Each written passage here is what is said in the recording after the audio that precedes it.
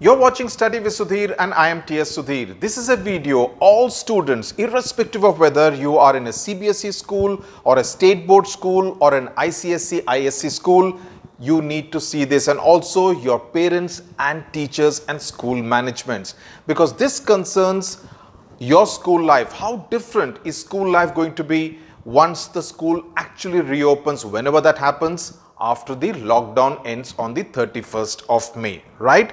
Schools are not going to reopen in a hurry. I must tell you that right at the outset. Now, many of us know that the NCERT was tasked by the Ministry of Human Resource Development, HRD, to suggest the exit plan from the lockdown as far as schools were concerned. Of course, colleges etc. are likely to start their academic session only in the month of September. But what happens as far as the schools are concerned?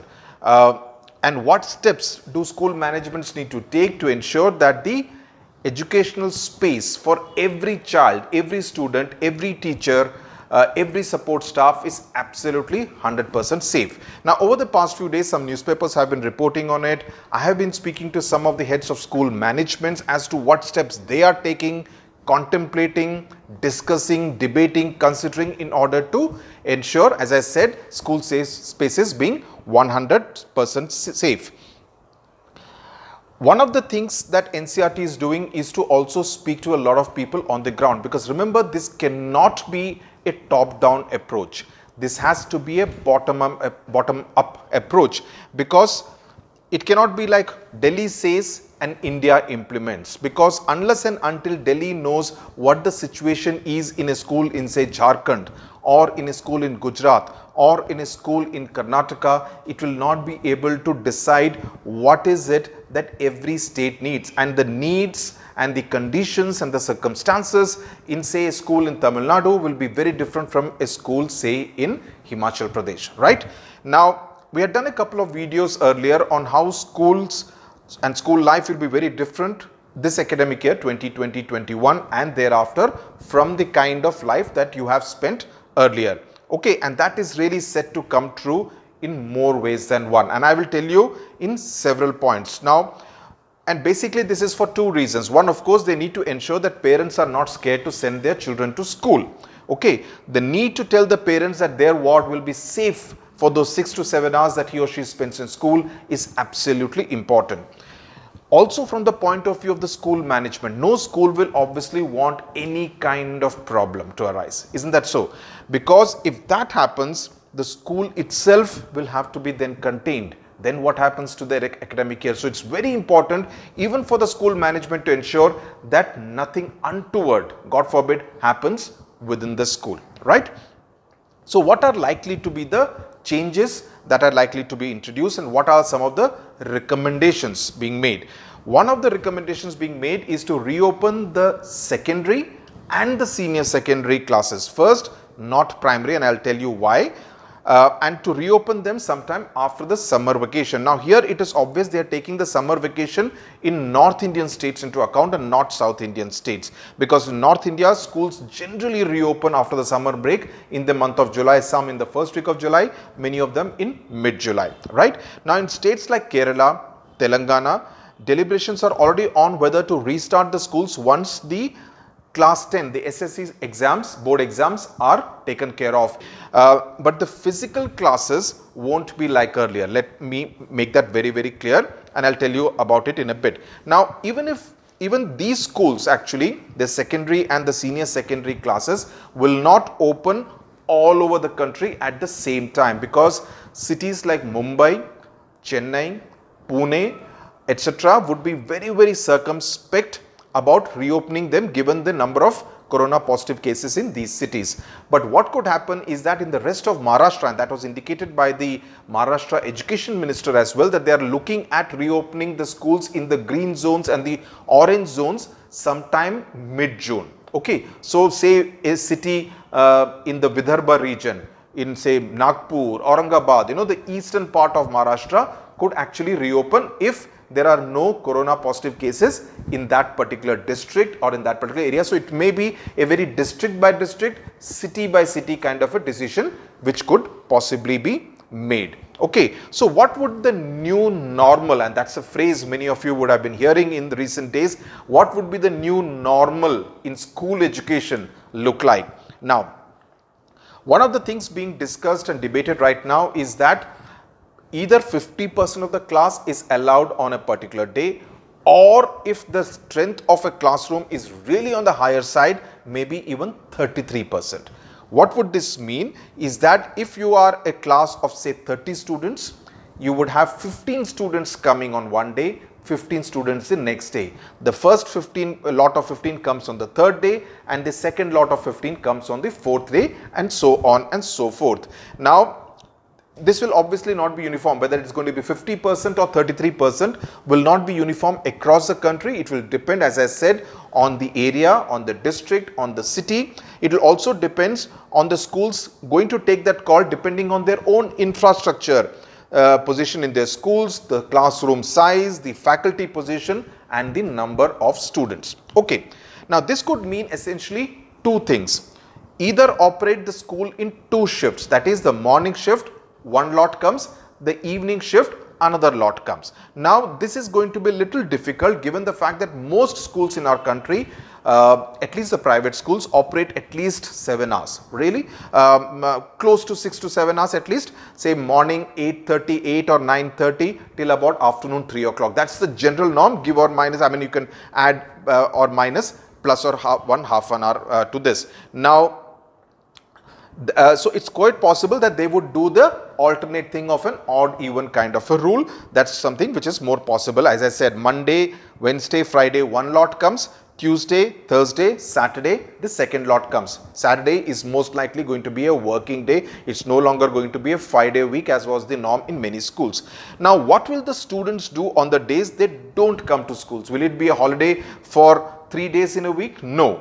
What will happen is that, say if a school, just to take an example, has 2 teachers, say for a subject like physics, what will happen is that one teacher takes the physical classes, the other teacher takes the online classes, right? So the teachers will end up working 6 days a week, either taking physical classes or taking online classes, while the students will come only thrice a week to school. So that is one of the arrangements being seriously considered right now. So what it will mean is that there will be a parallel online class, physical class 50%, online classes 50%, and the online classes will also extend to for about 6 hours in different periods. It will almost be like an online virtual simulation of your physical class in school. So even though it is likely to be very tiresome sitting in front of a laptop or a computer screen for close to 6 hours, that is something which all of you will need to adjust to over the next 1 year, at least next few months definitely.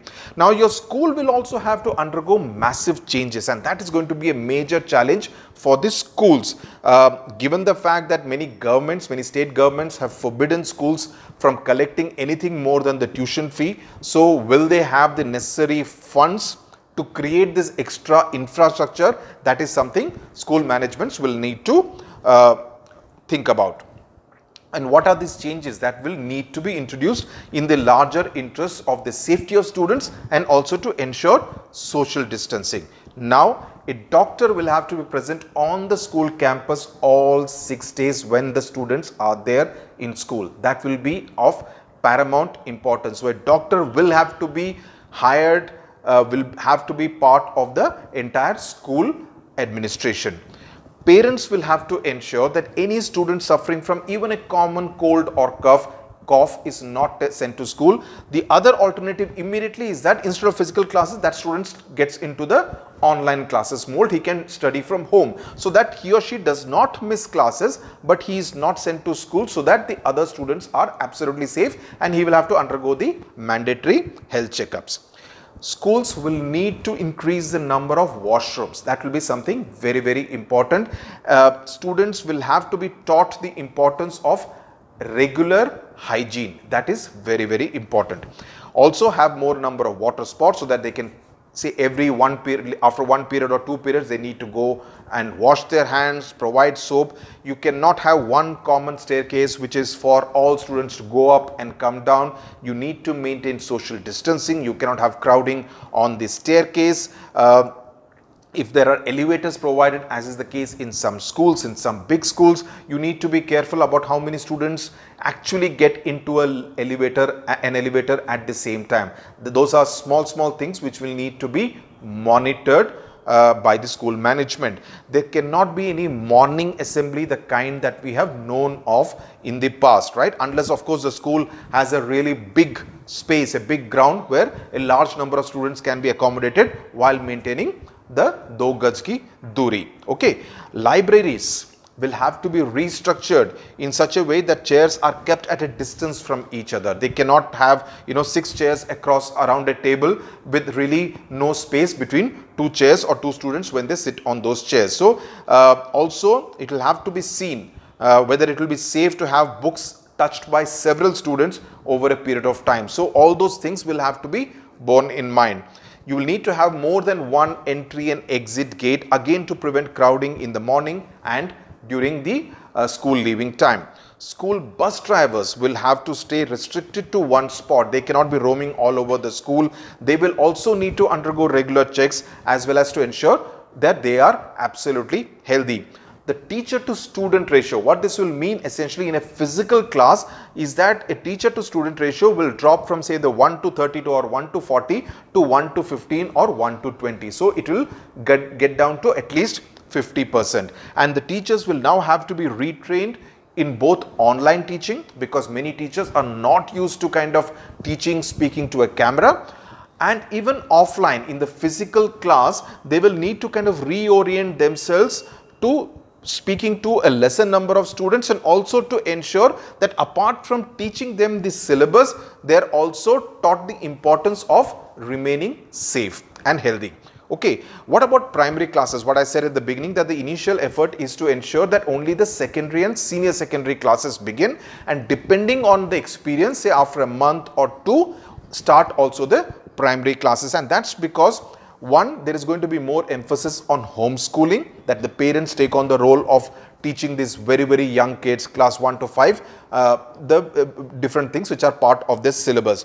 Because one, to keep them engaged in longer duration online classes is going to be tough. So you cannot have 5 to 6 hours of online classes for primary class students. It will be at the best shorter duration online classes, which is why I said more emphasis on homeschooling.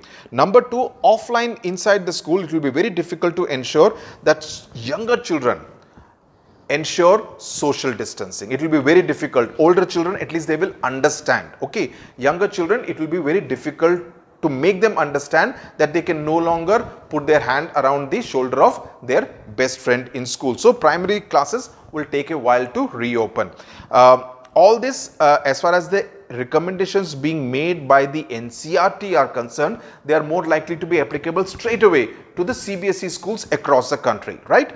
How would ICSE and state board schools do that? What kind of decision, whether they will also copy paste the recommendations made by NCERT, we do not know. As far as state board schools are concerned, the state government will take the call. The ICSE, the council will have to take the call in consultation with different school managements.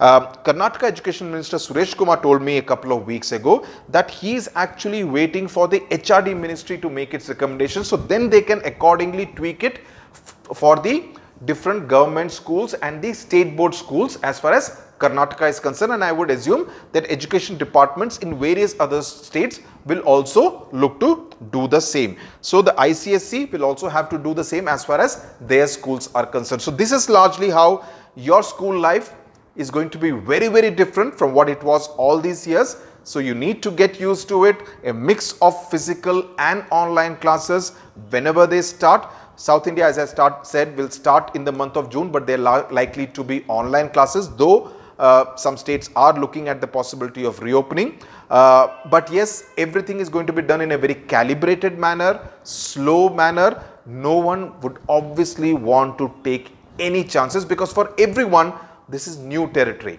Okay, this is not familiar territory at all. So everyone will want to be very sure. You cannot really afford to have a trial and error method, right? I hope this was useful. Thank you very much for watching.